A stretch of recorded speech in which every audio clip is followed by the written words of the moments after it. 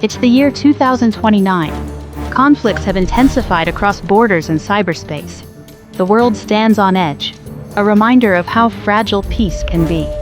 The calm of dawn shatters. Warships advance across the strait, and jets streak through the clouds. The first missiles mark the moment the world holds its breath. The skies ignite with fire and steel.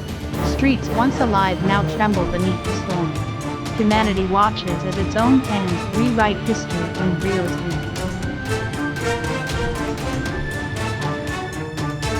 View from Remote Command Center. Destruction no one can forget, and triggers further conflict.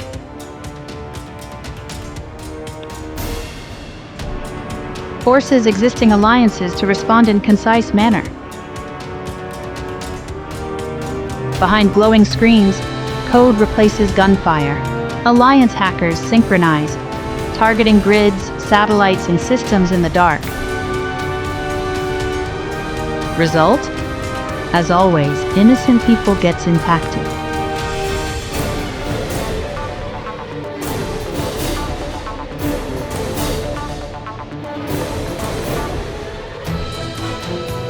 New alliances are made, the one which will divide the world for long.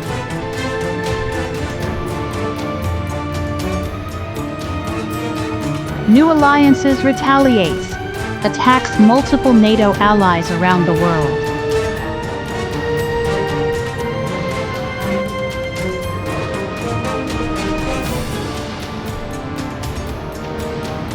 Now it's NATO's turn.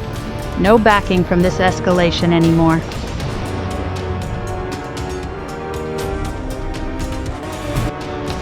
New alliance under fire. Multiple cities gets hit. Destruction not seen in ages. NATO extends friendship. While the war continues globally. Regional conflicts in the subcontinent also start. Even Iron Dome is tested. The world divides into powerful blocks, each claiming to defend peace, yet preparing for all-out war.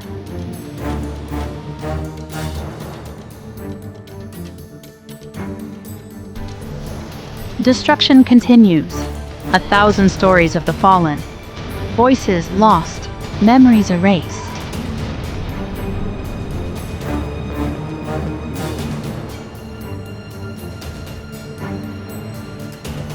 In that final moment, it wasn't victory either side sought, only survival. May we never stand this close again. War goes nuclear.